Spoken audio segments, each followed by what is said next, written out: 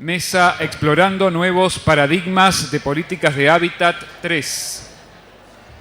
Los expositores son Michael Cohen, economista político formado en la Universidad de Chicago.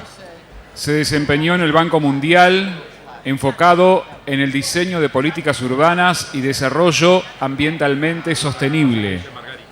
Es director del Programa de Asuntos Internacionales y del Observatorio Latinoamericano de la New School University de New York. Fue miembro del equipo de Infraestructura y Dinámicas Urbanas de la Academia Nacional de Ciencias de Estados Unidos. Ha sido profesor en la Universidad de California en Berkeley, la Universidad Johns Hopkins y en la UBA. Escribió diversos libros sobre problemáticas económicas. Oscar Tangelson, director del Departamento de Desarrollo Productivo y Tecnológico de la Universidad Nacional de Lanús, ex viceministro de Economía. Tiene una larga trayectoria en el sector público. Fue secretario de Política Económica de la Nación durante el gobierno de Néstor Kirchner y es reconocido experto en planificación, recursos humanos y empleo. Eduardo Reis, arquitecto, especialista en planificación y gestión urbana, corresponsable técnico y asesor de planes urbanos en más de 30 ciudades argentinas. Docente de numerosas maestrías en el área de urbanismo, docente del Lincoln Institute of Land Policy, Cambridge, Boston, Estados Unidos de América. Docente e investigador de la Universidad Nacional General Sarmiento. Fue miembro del Consejo de Planificación Urbana de la Ciudad de Buenos Aires, secretario de Planificación de la Municipalidad de Avellaneda, subsecretario del Ministerio de Desarrollo Humano y subadministrador general del Instituto de Vivienda de la Provincia de Buenos Aires. Mónica Giglio, arquitecta y planificadora, máster en Política Territorial y Urbanística de la Universidad de Madrid y doctora de la Universidad Politécnica de Madrid. Titular de Planificación Urbana de la FADU. Desde 1987 desempeñó varios cargos en la gestión pública, destacándose el de directora general de Interpretación Urbanística y consejera del Plan Urbano Ambiental del Gobierno de la Ciudad de Buenos Aires. Rodolfo Macera es arquitecto y planificador urbano, investigador y profesor de planeamiento, director del proyecto de investigación Inclusión Urbana. Ha ocupado diversos cargos de responsabilidad en la gestión pública en la Ciudad de Buenos Aires y en la Nación. Actualmente se desempeña como coordinador técnico del Programa Nacional de Infraestructura Universitaria del Ministerio de Planificación Federal de la Nación y es el creador y coordinador de Ujicamba 2015. Mesa Explorando Nuevos Paradigmas de Políticas de Hábitat 3. Con ustedes, los expositores. Hola, hola. Pido por favor que recuperemos asientos, así podemos continuar con la actividad. Bueno, buenas noches a todos. A mí ya se me mezcló la mañana, la tarde y la noche, así que no. Bueno, vamos a arrancar con esta prestigiosa mesa. La idea los estaremos intimando a los colegas para tener una primera presentación ajustada en tiempo, como para después, si queda tiempo, poder hacer algún intercambio de ideas y algún intercambio de preguntas también.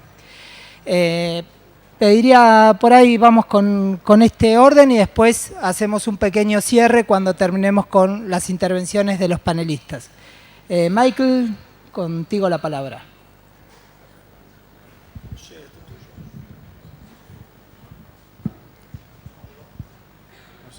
¿Cuántos minutos? 15 más o menos. Sí, está bien. Muchas gracias, Rolo. Es un gran placer de participar en este Ujicamba. Fue siempre un evento importante en las discusiones urbanas en Buenos Aires, pero también en el contexto regional y internacional. Y para mí es un placer de participar. Yo creo que vivimos en un momento importante. Es un momento de bisagra. Puede decir, es el momento de Galileo. El mundo no es chato, el mundo es urbano. El mundo es urbano ahora. Y necesitamos reconocerlo y definir políticas y programas para trabajar con este fenómeno de una manera mucho más equitativa, como mi colega Derek habló antes. Y yo creo que es muy importante reconocerlo. Acabo de llegar a Buenos Aires desde una semana en Nairobi, en las reuniones preparatorias por Habitat 3. Habitat 3 sería un evento en Quito en octubre de 2016, una gran conferencia mundial de una semana, 2 semanas, discusiones de los temas urbanos. Y una de las preguntas de Nairobi con todos los gobiernos y muchas organizaciones de sociedad civil es, ¿qué es la nueva agenda urbana? ¿Qué son los componentes de una agenda urbana? ¿Qué son los desafíos lo más importante? ¿Qué son las prioridades? Vamos a discutir como en 96 en Habitat 2 en Estambul el tema de vivienda o que vamos a discutir un nuevo tipo de ciudad. Y yo creo que ahora puede decir que las ciudades tienen muchas características, puede decir patológicas. Son inequidad, no son sustentables, hay mucho problema de productividad, hay problemas de administración, de gestión, hay problemas culturales, cómo manejar la diversidad de las ciudades. Es muy complicado. Y yo quiero decir que estuve muy en acuerdo con el comentario del estudiante acá al tema de diversidad en Argentina. No mencionó la presencia de bolivianos, de paraguayos, de otra gente que viven en la cuenca de la Matanza Riachuelo o otros lugares de la ciudad. Pero es muy importante. Y cuando enviamos estudiantes del New School acá en Buenos Aires, en la cuenca, los estudiantes dicen, no son argentinos, son bolivianos y paraguayos. Yo creo que es muy importante reconocerlo. Para mí, yo creo que en la discusión de la agenda por Habitat 3, necesitamos pensar cómo reinventar la ciudad ahora. En los próximos 20 años vamos a tener 2.000 millones de ciudadanos urbanos. 2.000 millones en los próximos 20 años. No hay infraestructura por esta gente, no hay empleo, no hay medio ambiente, no hay agua. No hay agua en São Paulo ahora, no hay agua en California. Hay problemas muy serios. Yo creo que necesitamos pensar de una definición de vivienda mucho más amplia. Necesitamos pensar de hábitat no con vivienda, pero hábitat con medio ambiente, con medio ambiente económica, con un horizonte de oportunidad y esperanza. Y puede pensar, por ejemplo, cuando pensamos de los cambios importantes en los últimos 20 años, uno que para mí fue muy impresionante es el cambio con los computadores. Hace 20 años, probablemente en este edificio, fue una computadora muy grande, todo en oficina, muy lento, muy caro, y ahora tenemos algo como este, un más chiquito. Yo creo que necesitamos un nuevo software por la ciudad, un nuevo sistema operativo por la ciudad, un urbano 3.1, algo diferente, pensamos diferente.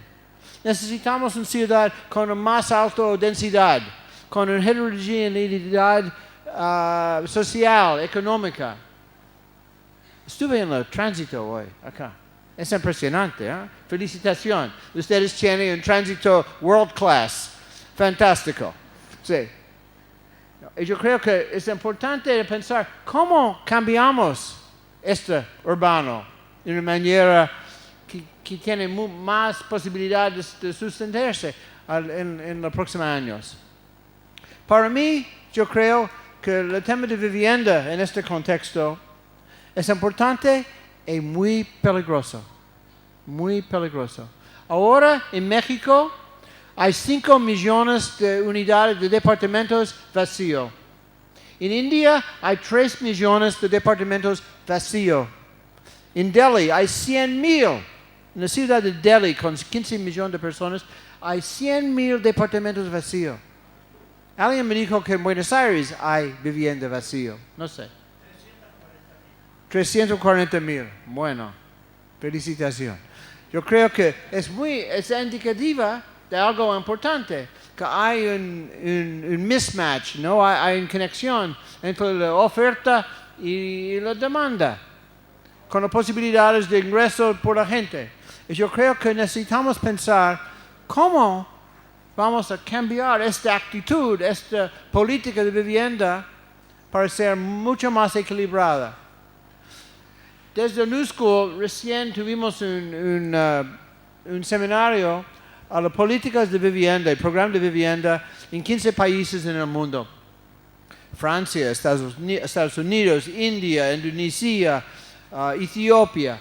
Y cada uno tiene el mismo problema. Hay mucha inversión en vivienda y vivienda vacío. Y yo creo que es el momento de pensar cómo redefinir vivienda y hábitat en el sentido urbano. Necesitamos ubicar la vivienda y la infraestructura en el contexto urbano de una manera mucho más importante. Puede decir que densidad debe ser un public good. ¿Cómo se dice public good? Producto público. Sí, bien público. Sí, yo creo que es importante. De pensar que el urbano es lo mismo. Y yo creo que necesitamos hacer este tipo de cambios. Necesitamos pensar cómo los urbanistas para cambiar la situación de una manera mucho más productiva. Recién en Nueva York, en la New School, tuvimos un seminario con CEPAL al tema de las políticas industriales, la performance macroeconómica de países de América Latina y el urbano.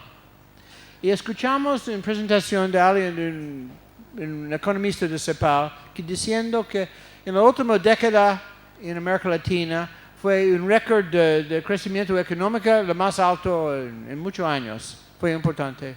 Pero no fue un cambio en la definición de productividad acá. Es una productividad bajo. Siempre hay mucha inversión en agricultura, en commodities. Yo creo personalmente que la productividad de Buenos Aires es importante y falta reconocerlo. Pero yo creo que necesitamos pensar en este urbano 3.0, una definición de la ciudad con más tecnología, con más productos de conocimiento y de pensar cómo utilizamos este capital humano acá. Es impresionante, señor decano. Es un capital humano muy importante. Pero ¿cómo utilizar este capital humano, los jóvenes, en la próxima etapa? Y yo creo que es muy importante. Tenemos estudiantes en nuestra universidad que dicen es el momento por todas las personas bajo de 30 años de discutir el futuro de las ciudades. Más de 30 años, au revoir. No, es importante de discutir con los jóvenes qué son las posibilidades, qué son tus prioridades. Y yo creo que es un poco provocativa, soy un poco más de 30 años. Pero yo creo que es importante tener este tipo de conversación. Bueno, para provocar, yo voy a terminar, pero yo creo que es un momento bisagra. Es un momento muy importante. Política, hay elecciones, falta en debate al tema de política urbana en este país, en otros países. Tenemos lo mismo en Estados Unidos. Y yo creo que es un momento por ustedes. Gracias.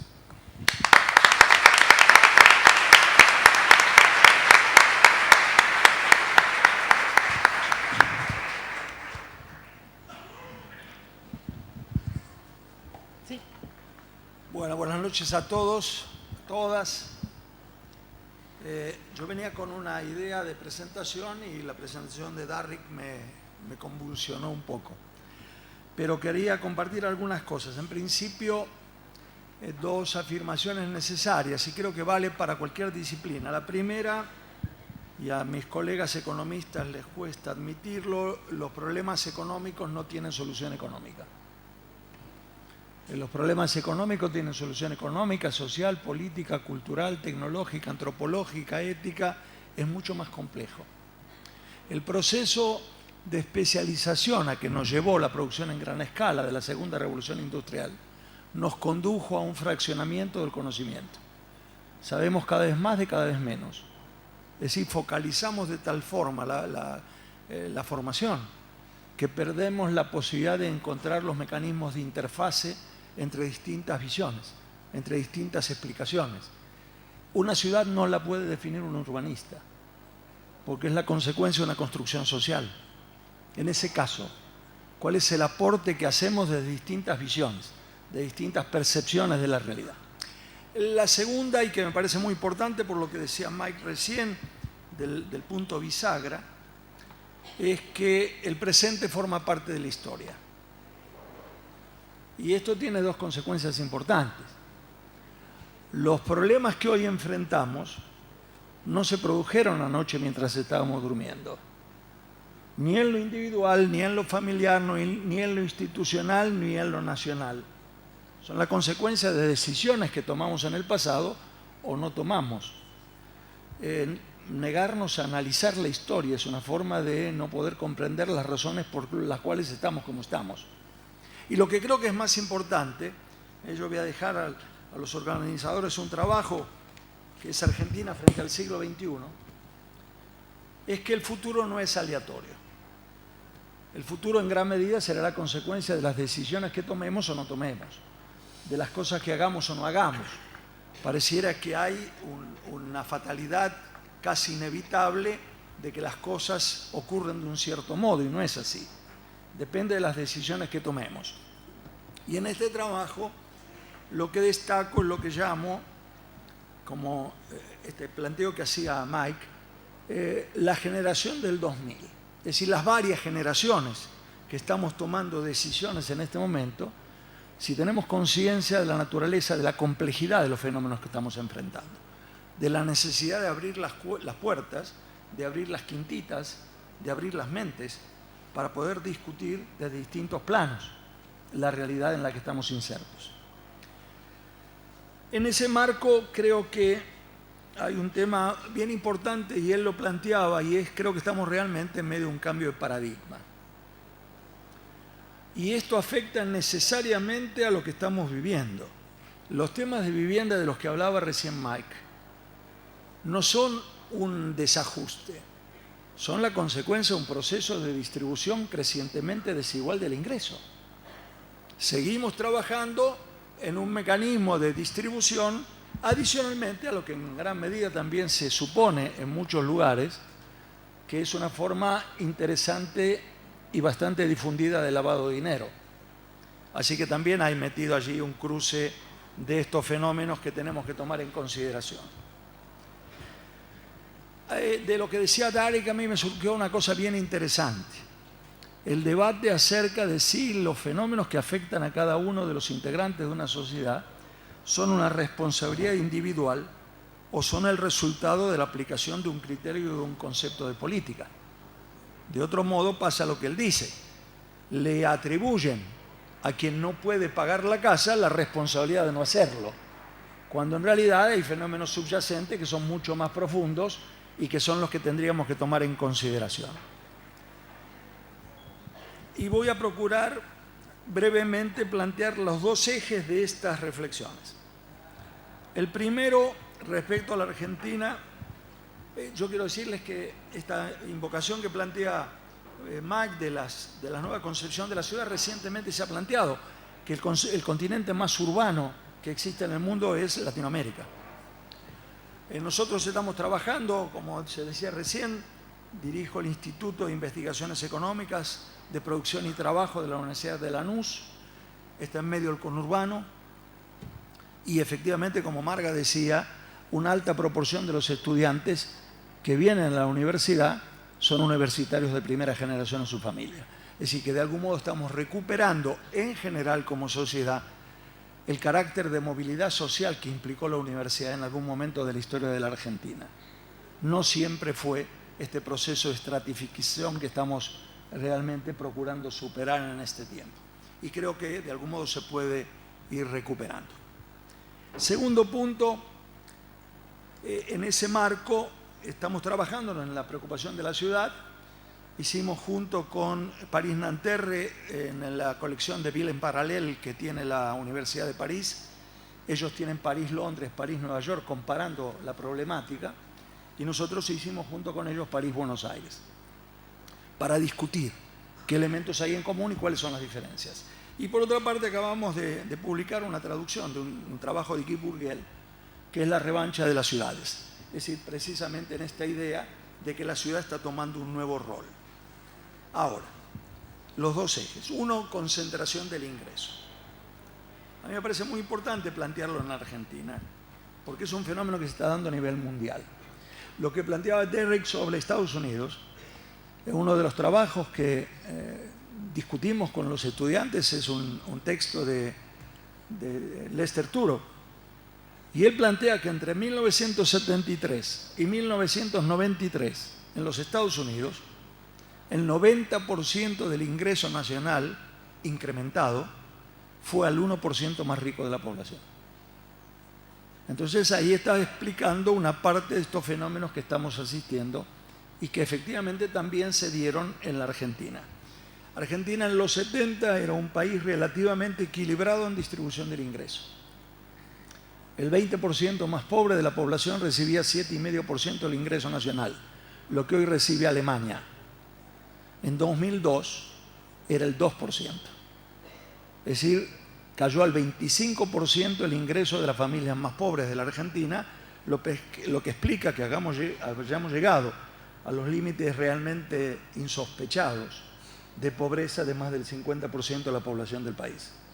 Este proceso hay que revertirlo porque es una parte del fenómeno. ¿Cómo se dio este proceso de concentración y qué podemos hacer para revertirlo? El primero fue un proceso de concentración funcional del ingreso.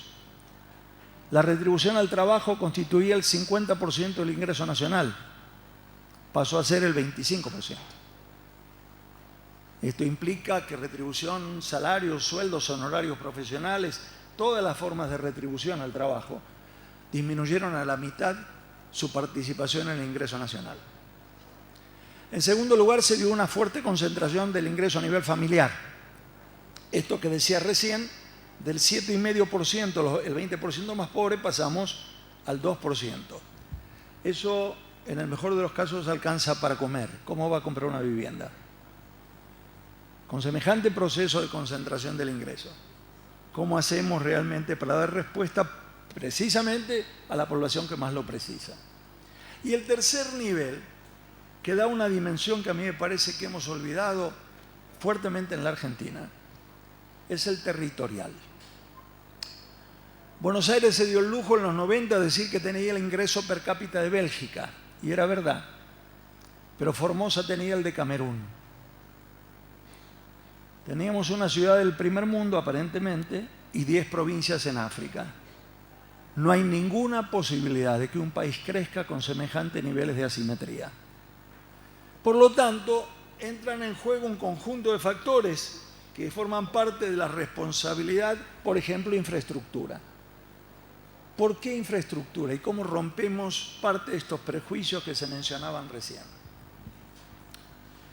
Yo escucho muchas veces a una parte de la mentalidad porteña en particular, no la del interior, pero sí la porteña, decir, fíjese, el impenetrable. Tienen madera para regalar, no hacen nada, no les gusta trabajar. Es un prejuicio que mantenemos y difundimos. ¿Y cómo van a hacer si no hay electricidad? Un primer elemento que tenemos que entender es cómo diseñamos los procesos de recuperación del ordenamiento territorial de la Argentina con un criterio de redistribución. Eso significa, por ejemplo, reconstruyamos los ferrocarriles. ¿Y por qué? ¿Por qué hacer semejante cosa? Por el cambio de paradigma. Hay un hecho que se mencionó, que consultaba realmente Marga recién y que tal vez no advertimos el sentido que tiene. En los años 50, el presidente de Estados Unidos, Eisenhower, dio un axioma importante: lo que es bueno para General Motors es bueno para Estados Unidos. ¿Qué significaba? Que la industria era el eje hegemónico de la organización del proceso de producción en los Estados Unidos. ¿Dónde estaba radicado General Motors? En Detroit, en la ciudad que ha quebrado. Esa es una manifestación concreta del cambio de paradigma. Estamos asistiendo a una modificación de los perfiles hegemónicos al interior de los países, sustituyendo el poder de la industria por el poder de las finanzas y los medios. Estamos asistiendo a un verdadero cambio que tiene una diferencia fundamental. La industria generaba trabajo, las finanzas no. Yo escuchaba el dato que daban recién: 120.000 viviendas, 7.000 puestos de trabajo. Esa es la relación de la inversión con el empleo. ¿Quién la va a comprar si hacemos todo prefabricado? Y hay ejemplos notables de esto.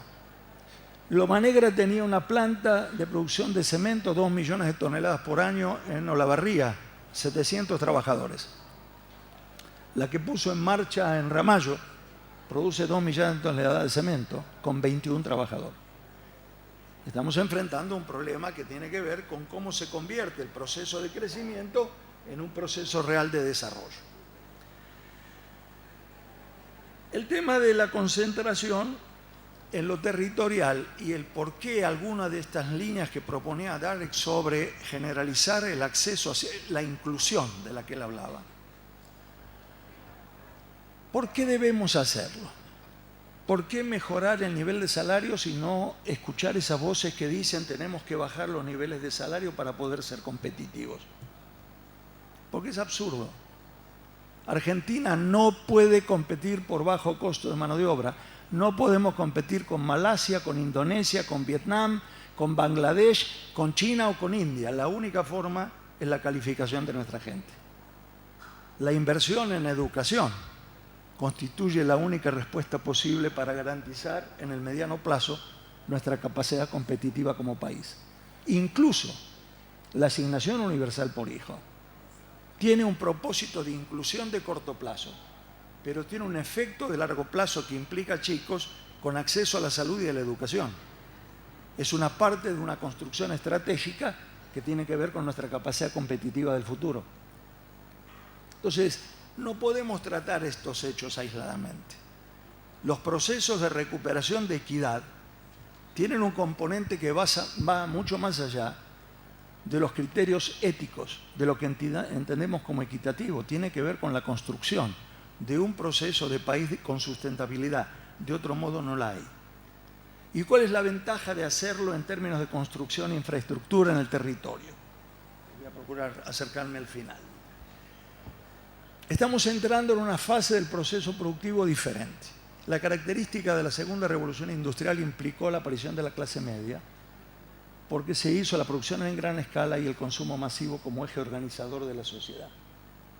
Lo que está ocurriendo hoy es que el eje organizador es la variedad de productos, no la masividad de producción. Y eso significa la importancia de una economía de la variedad. Y si hay un país variado es este, en suelos, en climas, en productos y en gente. Para dar un ejemplo muy práctico, algo que me parece ilustrativo, hemos dejado de ser en el mundo el tango y Maradona. Ahora somos el tango, Maradona y Malbec. ¿Qué significa? La potenciación de las economías regionales. la recuperación de un proceso de distribución espacial de la población que aproveche la diversidad. ¿Por qué tenemos en América Latina, si uno analiza desde el punto de vista de la producción, el proceso de producción en gran escala, las indivisibilidades tecnológicas a que llevó ese proceso, condujo a países altamente concentrados en términos poblacionales? Nosotros somos Buenos Aires, Rosario y Córdoba, y Brasil es Río y San Pablo, y México es el DF y Monterrey. Han dado lugar a procesos de profunda concentración de las diferenciales de productividad, de las diferenciales de ingreso, de las diferenciales de acceso, de las diferenciales de condiciones de vida. Queremos realmente un país diferente y más equilibrado.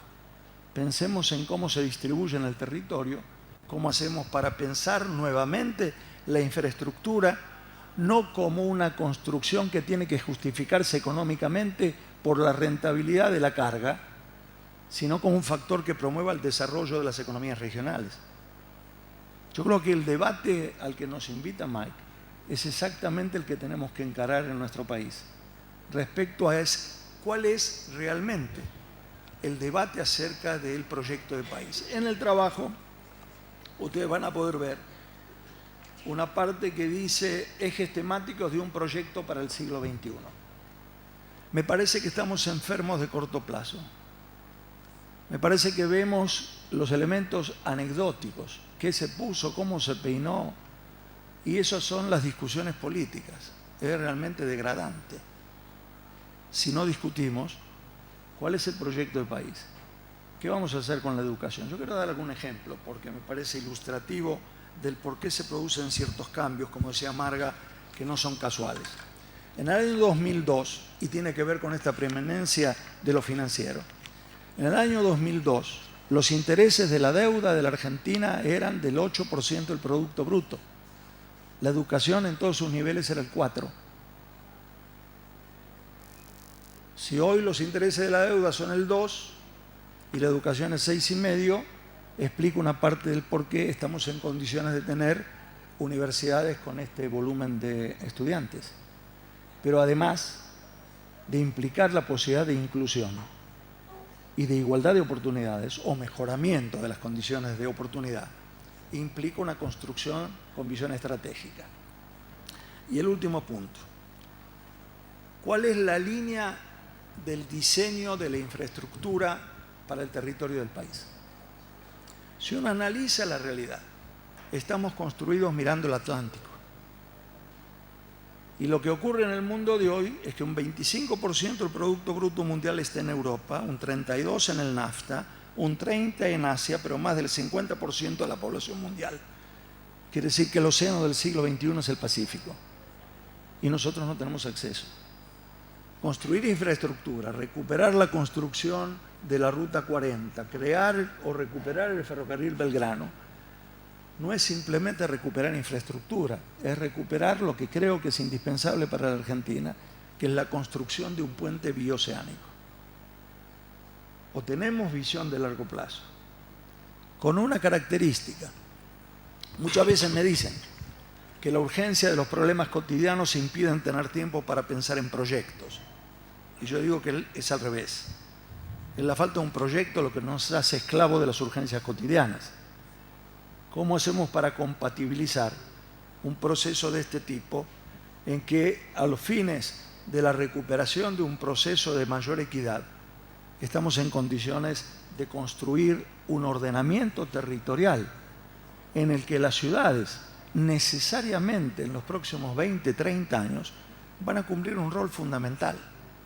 Yo quiero plantear ejes ejemplificadores de este cambio de paradigma. Cuando yo estaba en la universidad como estudiante, hace mucho tiempo, ya se había creado la universidad, había un aviso en el diario que decía: compre Siam, una heladera para toda la vida. Y era un buen argumento de venta. Si yo le dijera compre IBM, una PC para toda la vida, ¿alguno me cree? No, esa es la diferencia. Yo recibí una educación para toda la vida. La visión era que había una estabilidad del paradigma científico-tecnológico que iba a permitir que los 5 años que pasaba en la universidad fueran tiempo suficiente para recibir información y poder utilizarla a lo largo de mi vida. Ya no es verdad. O somos capaces en la universidad de utilizar estos 5 años para que pueda cada uno de los estudiantes construir su propia capacidad analítica, y quienes somos docentes y de hace largo tiempo poder contribuir a eso, o los estamos engañando, porque al salir ya son obsoletos los conocimientos. Tenemos necesidad de hacer un proceso de apertura mental que nos permita entender la naturaleza de la transformación de los tiempos, y en ese caso que no nos convirtamos en una víctima de esa transformación arrolladora, sino que seamos capaces de ser constructores. Y qué mejor que en esta universidad, en esta facultad, para encontrar quienes puedan diseñar esa construcción.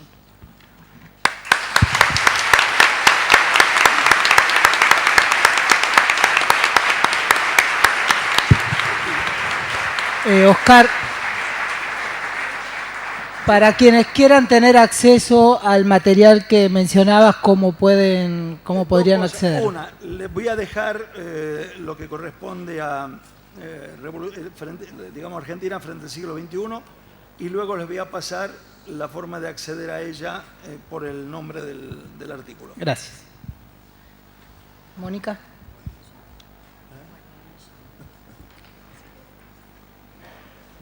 Bueno, buenas noches.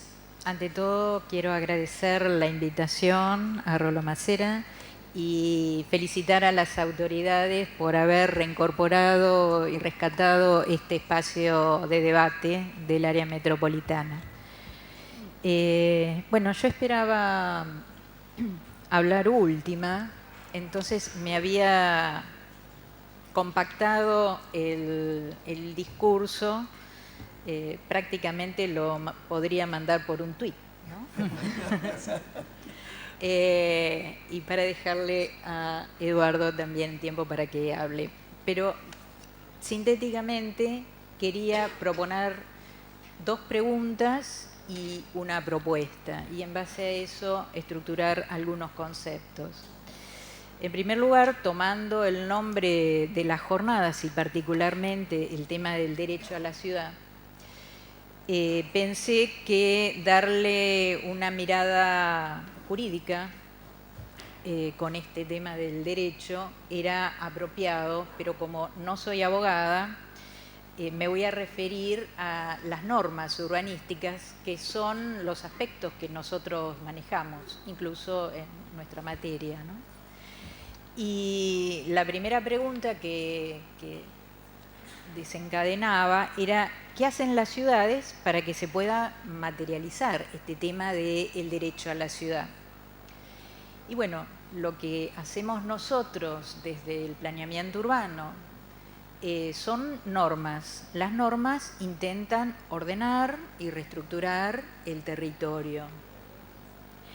El tema es que quienes hacemos normas nos fijamos en las leyes que vienen de afuera, en lo mejor que hacen en otros países, y por eso tal vez fijamos estándares demasiado altos para los que podemos llegar a cumplir.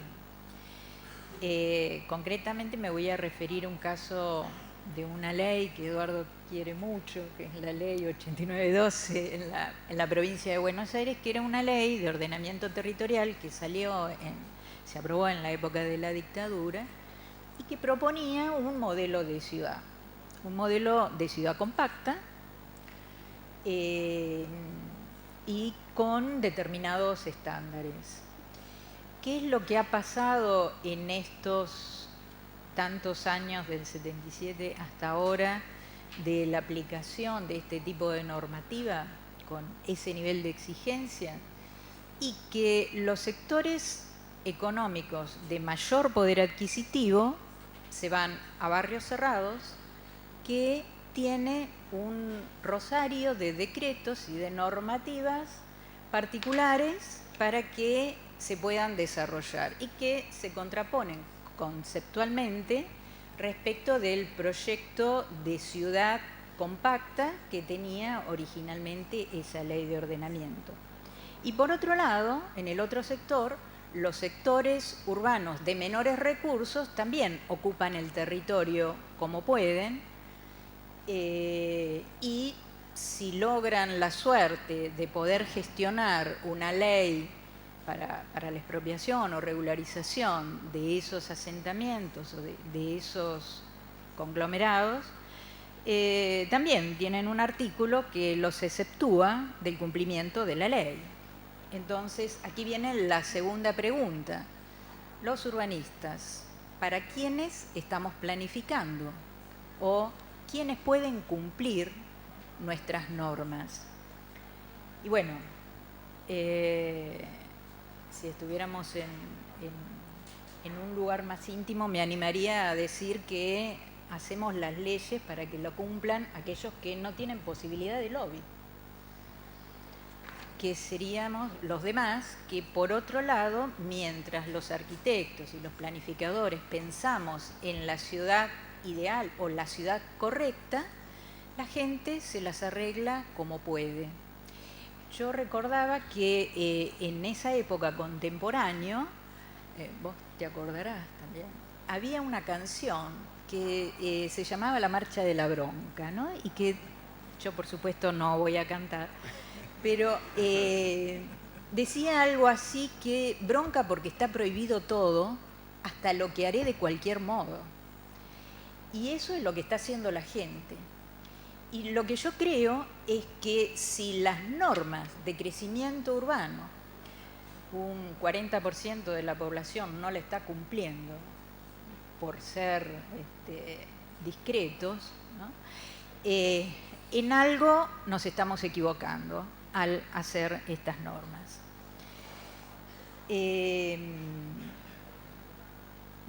La mayor parte de la población que está ocupando tierra ocupa sectores de alta vulnerabilidad.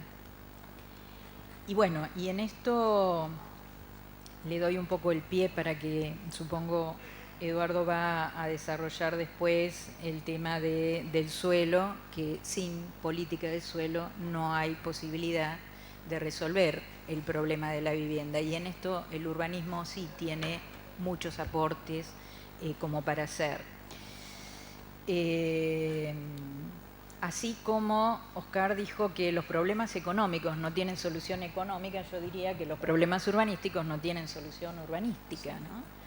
Y menos si nosotros sesgamos la legislación a resolver el problema de la vivienda entre los que necesitan vivienda y los que necesitan plata para que se poder construir esa vivienda. Yo creo que, bueno, en las partes económicas, digamos, la visión de dónde vamos y dónde estamos es irrepetible, pero volviendo otra vez a nuestro pequeño punto de observación, el tema de juntar aquellos emprendimientos económicos que dan muchas plusvalías, porque las inversiones urbanas tienen otras connotaciones. Esas construcciones de vivienda que están vacías, no están vacías porque no haya gente que la use, sino hay otras consideraciones económicas.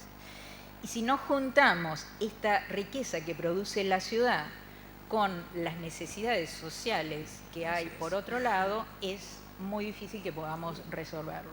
Esto se resolvería a través de planes, al menos es el instrumento que conozco yo, que urbanísticamente puede combinar los recursos con las demandas. Pero, ¿qué pasa en nuestro país? Que los planes no son vinculantes, o sea, no son obligatorios y siempre se cumple una parte del plan. La otra, como no es obligatoria, nunca llega. Esto que hablábamos en los 90 del derrame, bueno, abajo nunca llega. Entonces, aquí, para redondear la propuesta, contemplando el ámbito en que estamos, yo creo que la respuesta al cómo salimos tiene que haber una visión participativa y de involucramiento de toda la sociedad. Y en ese tema, nosotros, como arquitectos, como estudiantes, como profesionales, tenemos un rol muy importante, que es el rol de concientizar a la gente, de esta maraña de normas urbanísticas, desentrañarlas y traducirlas para que la gente la pueda interpretar y para que la gente pueda salir a defender sus derechos, este derecho del que hablamos, del derecho a la ciudad. Hablamos de tratar de tener un hábitat digno y así como tenemos derechos, también el contrapeso son las obligaciones, ¿no? Y el acompañamiento para el cumplimiento de las obligaciones y, en definitiva, para que se pueda materializar esta gestión urbana participativa que podemos hacer desde nuestra inserción como profesionales en la comunidad. Después estará también nuestra inserción como profesionales en la administración pública, que tendrá, digamos, otra posibilidad de acción. Pero este era, digamos, se dijeron tantas cosas importantes, pero me parece que este es un aporte que acá hay un auditorio muy joven de estudiantes y bueno, y es un poco la salida que le proponemos. Por mí, nada más. Muchas gracias.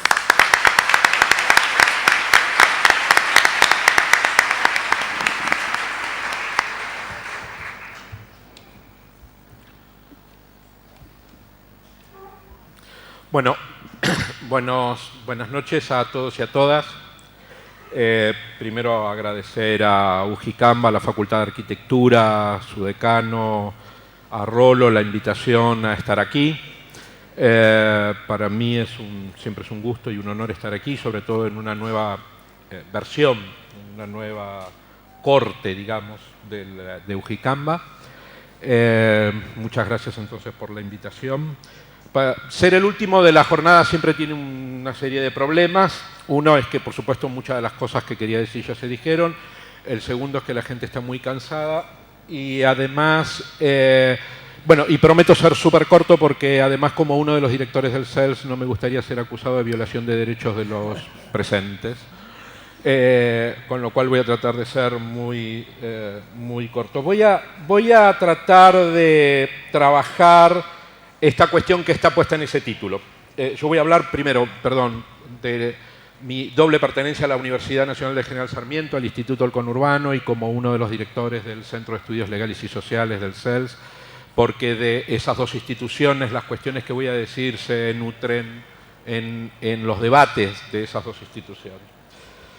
Decía entonces que voy a tratar de plantear entonces esta exploración a nuevos paradigmas de las políticas de hábitat, en particular centrándome en el debate reciente de la Argentina, es en el debate de los últimos 12 años aproximadamente, y voy a intentar hacerlo a partir de tratar de entender el contexto en el cual este debate de los nuevos paradigmas se dio, el nudo gordiano, el nudo central de las ideas que de alguna manera están en discusión, en debate, en cambio, en modificación. Y por último, algunos de los ejemplos o algunos de los casos que nos mostrarían a nosotros que efectivamente hay una emergencia de ese debate en términos de poder transformar, modificar, cambiar los paradigmas tradicionales tecnocráticos de la gestión del suelo, de las políticas de hábitat en la Argentina. Voy a intentar hacer esto en muy pocos minutos. Primera cuestión del contexto, es decir, estamos obviamente en una década casi y media, un poco más de una década, de ruptura con el modelo liberal a partir del estallido del 2001-2003 y muy particularmente a partir del 2001-2002 y particularmente a partir del 2003, básicamente centrados en lo que se dio en llamar en términos generales el modelo de crecimiento con inclusión. Título relativamente generalizado en un conjunto además de otras experiencias latinoamericanas como la ecuatoriana, la boliviana, etcétera, etcétera, la brasilera, etcétera, etcétera. Y por lo tanto ese contexto no es un contexto solo atribuible al caso de la Argentina, sino que es un contexto regional en el cual América Latina empezó a rediscutir su propio modelo de desarrollo, heredero en los problemas del modelo neoliberal de la década anterior, de la catástrofe de la década anterior, y por lo tanto entonces también animarse a discutir un conjunto de otras cosas. Pero esa ruptura de modelo supuso, digamos, una trayectoria en el tiempo no siempre fácil y no siempre demasiado generosa y además muy paulatina. Si en el 2003 discutíamos cómo le dábamos de comer a los pibes, en el 2005 discutíamos cómo se consolidaba mejor el empleo y la situación de empleo y el tejido productivo y no sé qué, y en el 2009 recién empezamos a discutir cómo cambiar las políticas de hábitat, porque obviamente había transcurrido un periodo, una serie de años de reacomodamiento de las variables internas en el país que significó, por lo tanto, entonces una maduración y un corrimiento de los discursos, de los distintos debates que se dieron en el país. En verdad, era imposible discutir qué íbamos a hacer con las políticas de hábitat en el 2001-2002 en plena crisis, evidentemente. Esto supone un proceso social y un proceso de debate. Eso es muy importante porque de lo que estamos hablando es de una discusión política. No estamos hablando de una discusión técnica, tecnocrática. No estamos hablando de voluntades individuales. No estamos hablando, y en esto quiero disentir profundamente con la mesa anterior, de actitudes individuales que tienen que ver con si me importa o no me importa hacer políticas de hábitat. No es un problema de si me importa, no es una voluntad individual, es una discusión política de poder. Por lo tanto, tiene otro contexto en el cual se discute. Y necesita tiempo, necesita actores, necesita correlaciones de fuerza, y esas correlaciones de fuerza no son automáticas, son construcciones sociales complejas. No es un problema de voluntad, como se dijo en esta mesa hace un rato. No es un problema de voluntad individual, si me importa, me interesa, etc. Vuelvo a insistir en esto, porque si no volvemos a convertir el urbanismo en una herramienta de individuos y no colectiva, de cambio individual y no colectivo, desprendida, desatendida de cualquier connotación política. El urbanismo es política territorial, nos guste o no nos guste. Segunda cuestión, ese debate creciente en el territorio empezó a centrarse en cómo era el reparto de los beneficios del proceso de urbanización. Porque ¿qué estaba pasando? Habíamos tenido una mejora sustantiva de las condiciones sociales de la población, disminución del empleo negro, aumento del empleo en general en el país, disminución de la pobreza, etcétera, etcétera.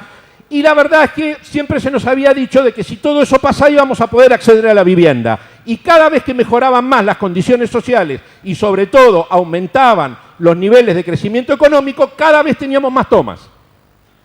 Por lo tanto, era claro que teníamos que empezar a pensar la cuestión de una manera que no solamente estuviera reducida o circunscripta al problema de la pobreza. No estaba demostrando esto.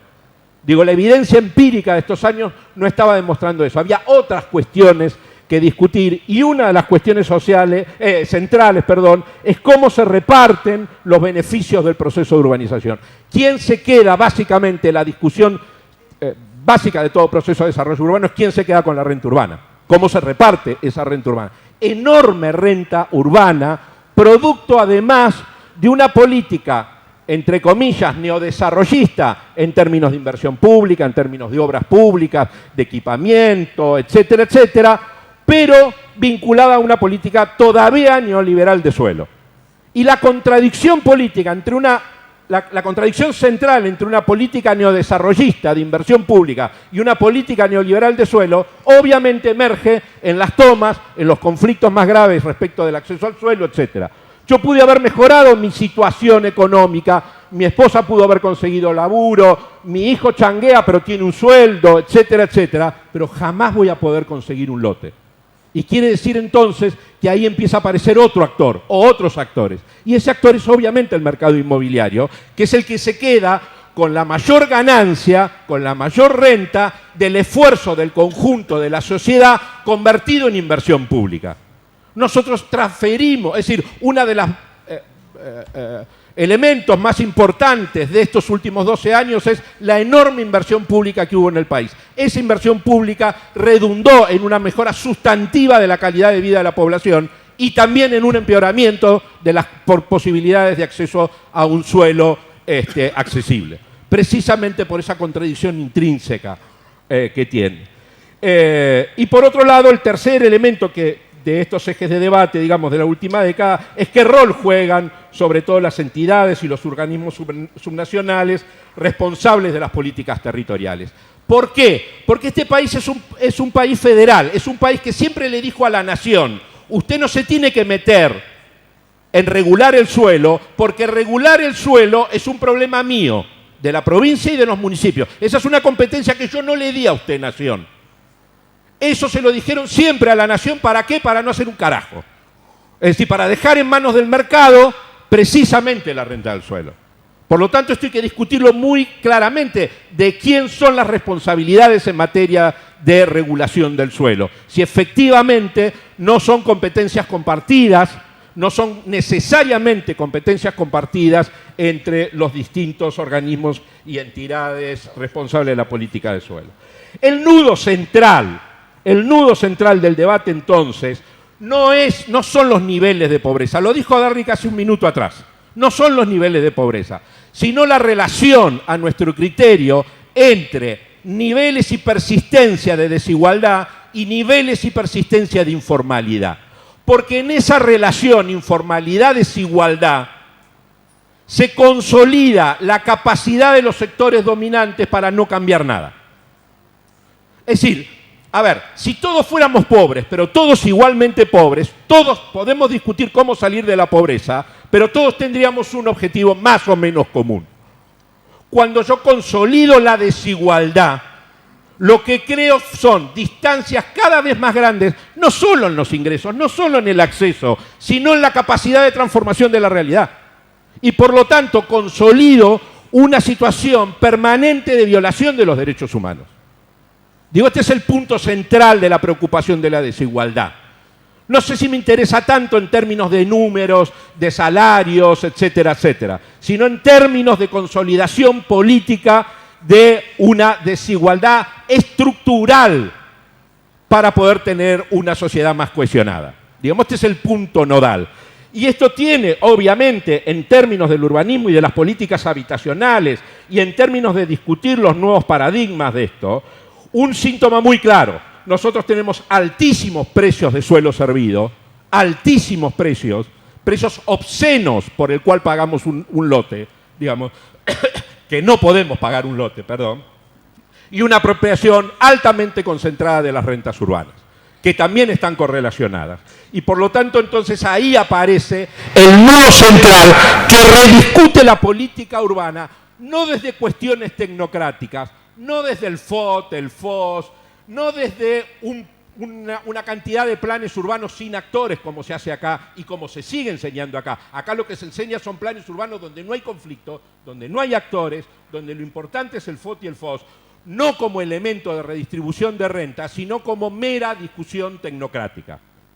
Digamos, y este es un punto central, entender que la lucha por la tierra, entender que las políticas de hábitat constituyen un elemento central de la lucha por la tierra, es el elemento básico que va a modificar el urbanismo en este país. Un urbanismo que, vuelvo a insistir, se basa fundamentalmente en un concepto de ambigüedades tecnocráticas, como si la cuestión central que se discute en la realidad no es quién se queda con la renta.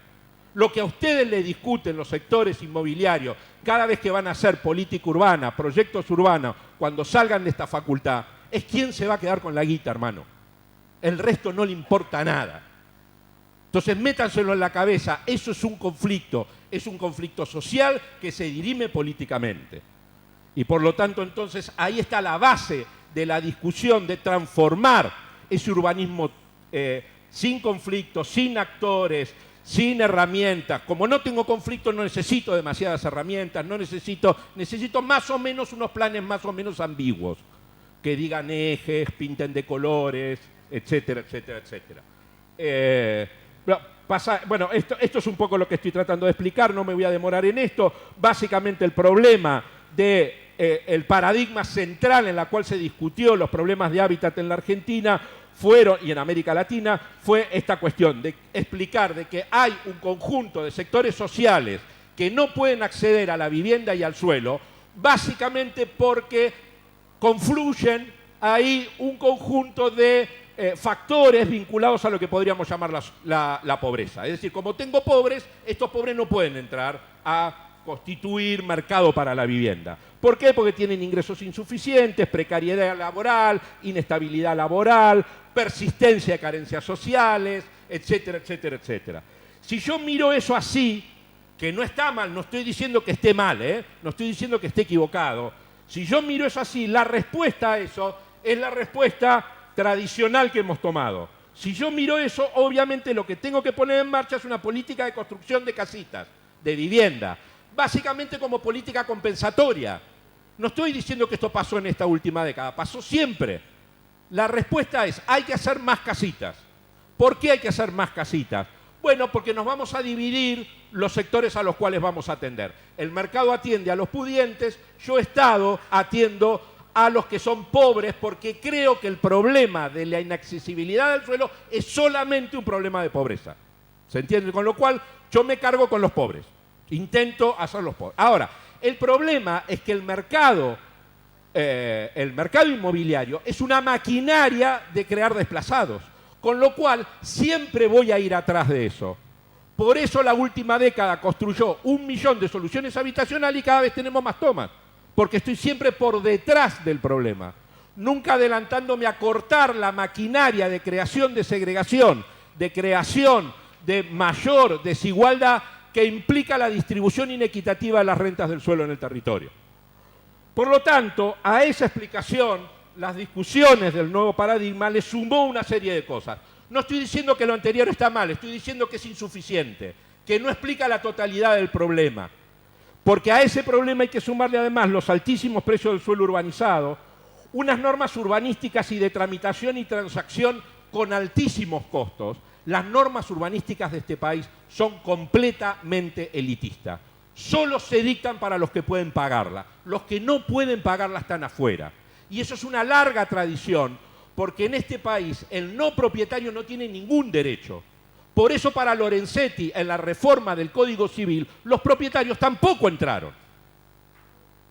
¿Cuáles fueron las reformas que produjo Lorenzetti en el nuevo Código Civil? ¿Cómo regularizar los country? ¿Cómo regularizar los cementerios privados? ¿Y cómo regularizar los tiempos compartidos? Los pobres que se jodan. ¿Cómo regularizar la tierra de los sectores populares? ¿Cómo facilitar la posibilidad de acceder a su posesión? No existe. Los no propietarios no existen porque en este país la justicia ambiental y las normas ambientales están escritas por propietarios, compañeros. Por lo tanto, si están escritas por propietarios, los no propietarios no tienen ningún derecho a nada, absolutamente a nada. Y por eso tampoco los inquilinos que no son propietarios tienen ningún derecho. A ustedes les pueden violar los contratos, les pueden cobrar cualquier cosa, les pueden pedir garantías abusivas, etc. Nadie va a decir nada. Nadie va a decir nada. Digo, este es un problema central no hay reforma urbana sin reforma jurídica, sin reforma respecto de...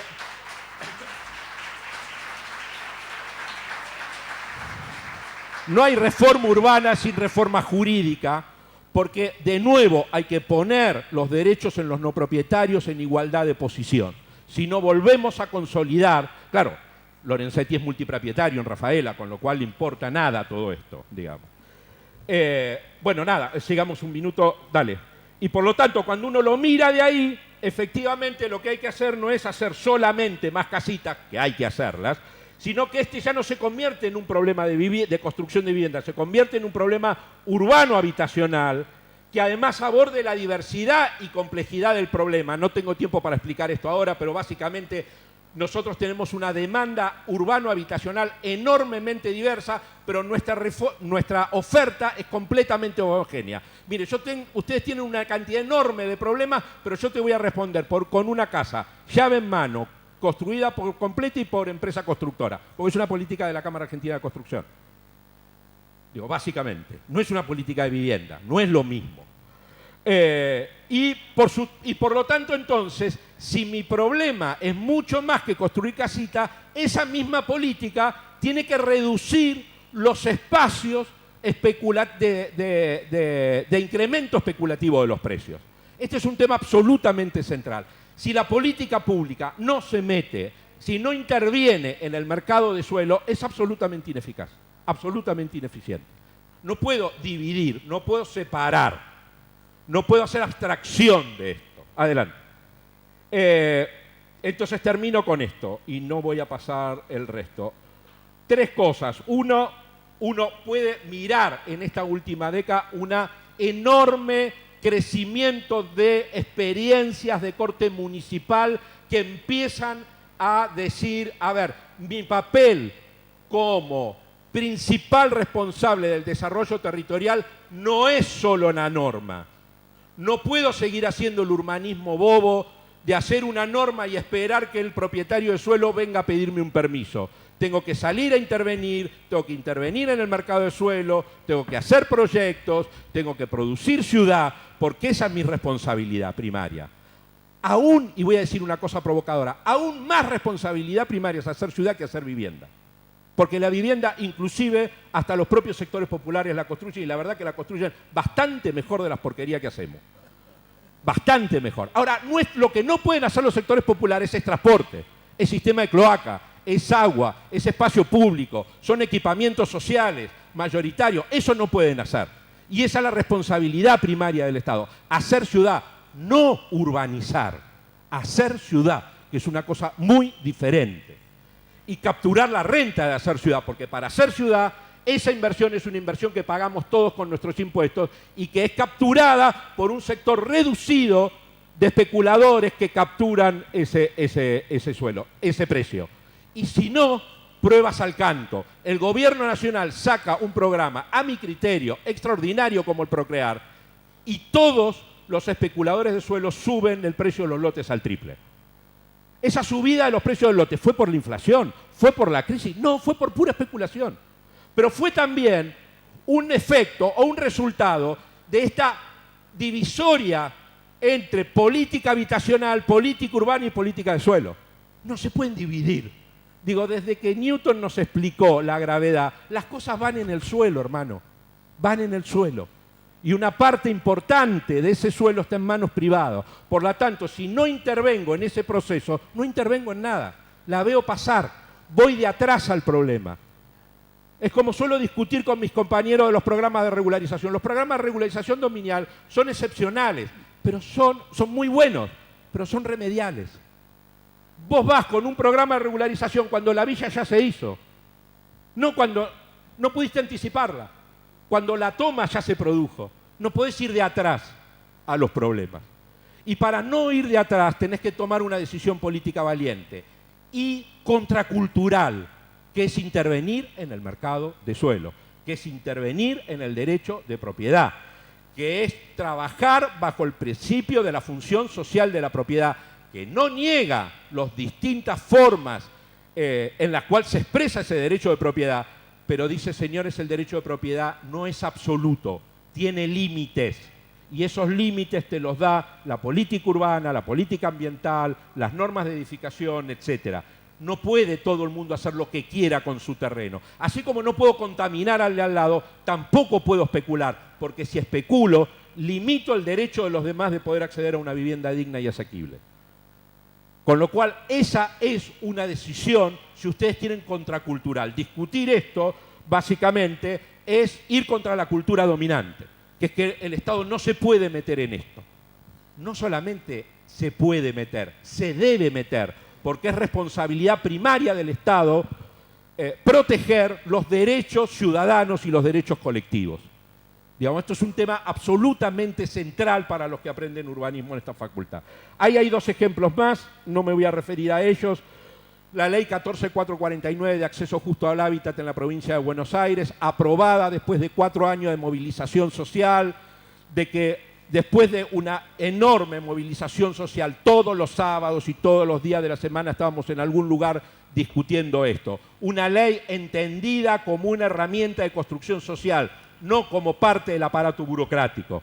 Una ley que tuvo varias versiones, que avanzó en su discusión y que puso el centro en esta cuestión, en la capacidad, en el fortalecimiento, de la capacidad estatal para intervenir en el mercado del suelo y para repartir las rentas. Porque ahí está el punto. En la ley 1449 no se dice hay que hacer más casitas, vamos a pedir más presupuesto, vamos a hacer las cuentitas a ver cómo nos da y si pongo 25 de acá y si pongo... No, lo que dice es vamos a castigar con un impuesto mayor el suelo especulativo, vamos a capturar plusvalía, etcétera, y vamos a formar con eso un fondo fiduciario que fue el que se formó en la provincia de Buenos Aires para urbanizar, para que el Estado intervenga a través de una oferta ampliada de suelo equipado y de ciudad. Igual que en el caso del colectivo Habitar Argentina, que hemos trabajado y estamos difundiendo, y yo les pido que se metan en el blog, el Consenso Nacional por un Hábitat Digno. 9 ejes fundamentales para rediscutir los paradigmas tradicionales del urbanismo y de las políticas de hábitat en la Argentina. Pueden estar mejor o pueden estar peor. Lo importante es que esos 9 ejes tengan anclaje, tengan firmeza para poder discutir en los próximos años, como dice el título de esta charla, un nuevo paradigma en políticas de hábitat. Muchas gracias.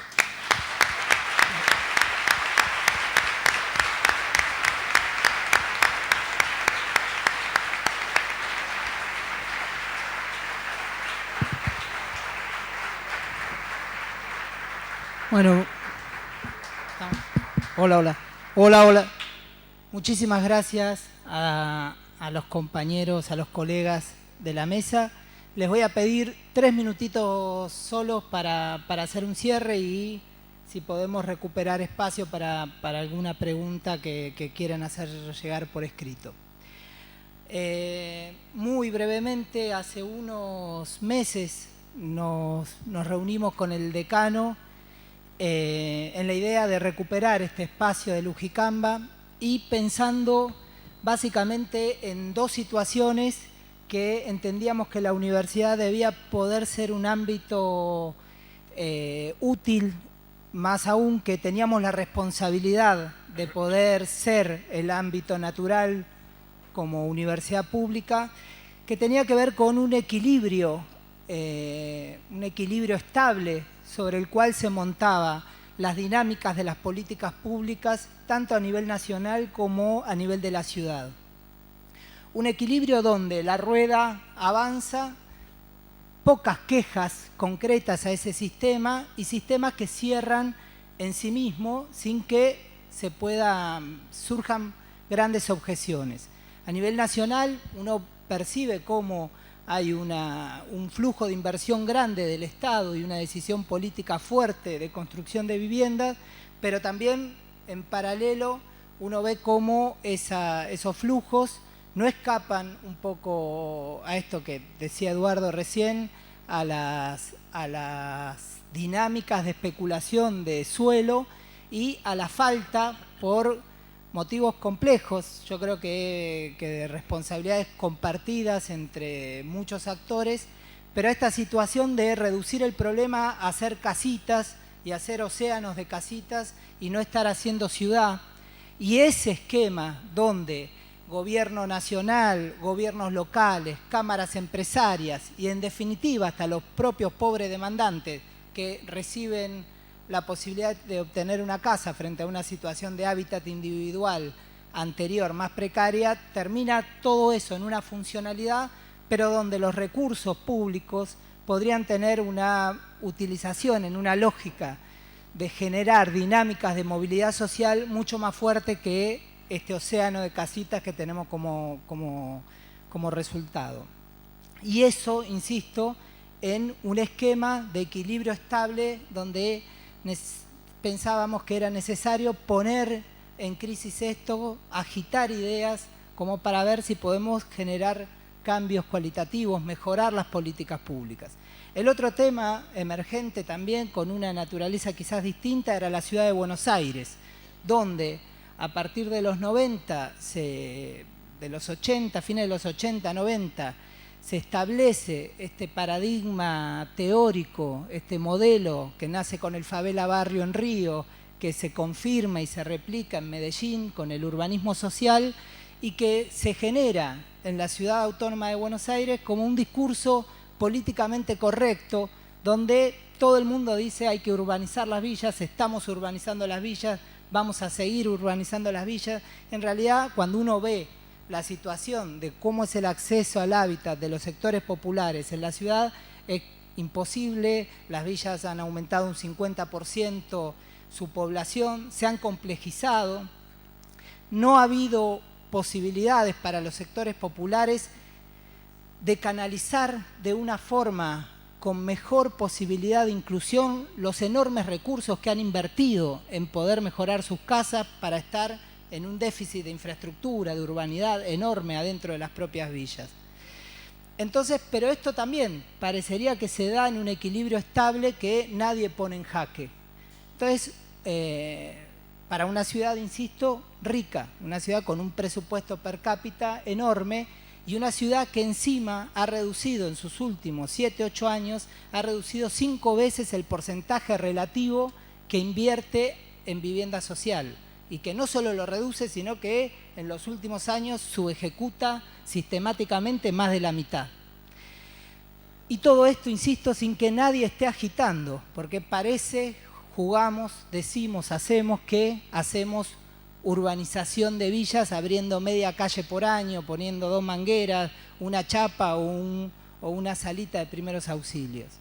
Entonces, bueno, un poco la idea de estas jornadas que hablando con el decano hace unos meses, tenía que ver con convertir, asumir esta responsabilidad que nos cabe como universidad pública y convocar a ideas, a referencias nuevas y distintas, poder salirnos de la referencia de jugamos a hacer favela barrio y poder promover un debate amplio, diverso, interdisciplinario, que nos sirva de a poco para mejorar la reflexión, mejorar las respuestas que podamos dar como universidad.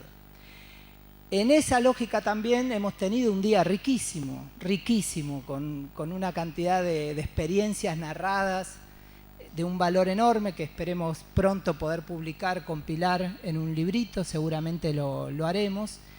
Y hemos tenido, no es casual, una presencia de la disciplina de los economistas muy fuerte, porque detrás, también entendemos, detrás de este tema, no hay un problema de diseño, no hay solo un problema de diseño, o es una parte quizás pequeña el tema de la arquitectura y el diseño, y sí hay un problema fuerte de redistribución de riqueza, de redistribución de oportunidad de ingresos, de concentración de renta, y que era necesario poder tener el aporte de otras disciplinas y fuertemente de la disciplina de los economistas como para poder descular mejor este problema.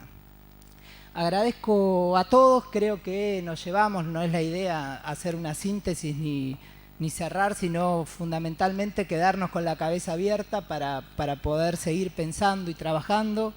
Nos queda otro día de jornada también riquísimo, donde vamos a tener acceso a otras experiencias de otras ciudades del mundo.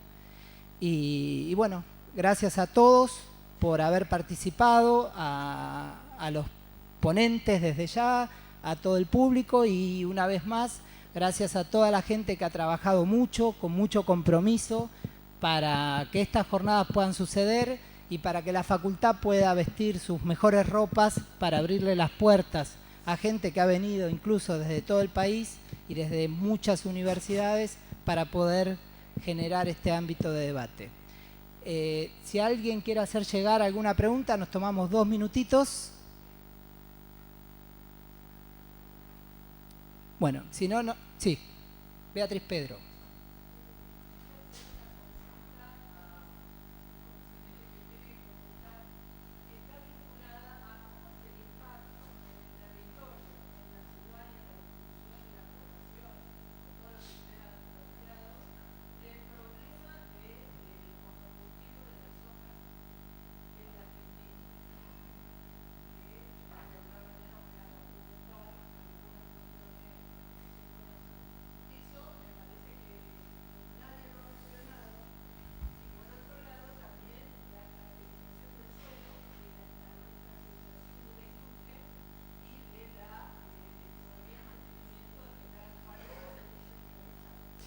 Yo después cedo la palabra, pero quiero contar una anécdota que me trae la pregunta. Yo trabajo en un programa nacional por el cual me toca viajar por el país.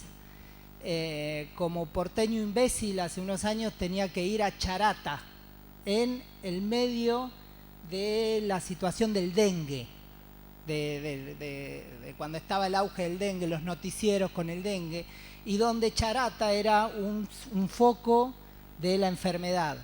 Y claro, casi me voy con un equipo más o menos antibiológico, 18 tarros de off y máscara para poder llegar a Charata, donde las imágenes además que teníamos de la televisión, de los medios, ahí es una localidad que está en el borde entre ya casi llegando al impenetrable, pero eran unas imágenes de una miseria, de una pobreza, enorme. Cuando llego a Charata, Charata era más o menos un pedazo de Miami. Yo digo, ¿qué es esto? Una cantidad de casas amuralladas con una lógica así bizarra de leones y 800 aguas en los techos y estas cosas que le chorreaba plata y grasa por todos lados. Y digo, ¿qué es esto? ¿Dónde llegué? Y claro, después uno también llegaba a la parte de Charata que era muy humilde y que había mucha pobreza. Pero Charata es una de las cabeceras en la expansión de la frontera sojera en el Chaco. Charata es una de las ciudades cabeceras o de las últimas ciudades cabeceras de este fenómeno de expansión del monocultivo de la soja. Y creo que era como un símbolo absoluto, claro, de la falta de derrame que tiene el tema de la producción de la soja, la concentración enorme de riqueza que genera eso, porque claramente era una ciudad que tenía esos dos contrastes, la miseria absoluta y esa concentración grosera, absurda, innecesaria de dinero en Charata. Creo que, no sé, me trajo un poco esa referencia donde claramente, por lo menos digo, no genera, en términos de redistribución, no genera para las ciudades, no genera ninguna consecuencia positiva, por lo menos, naturalmente.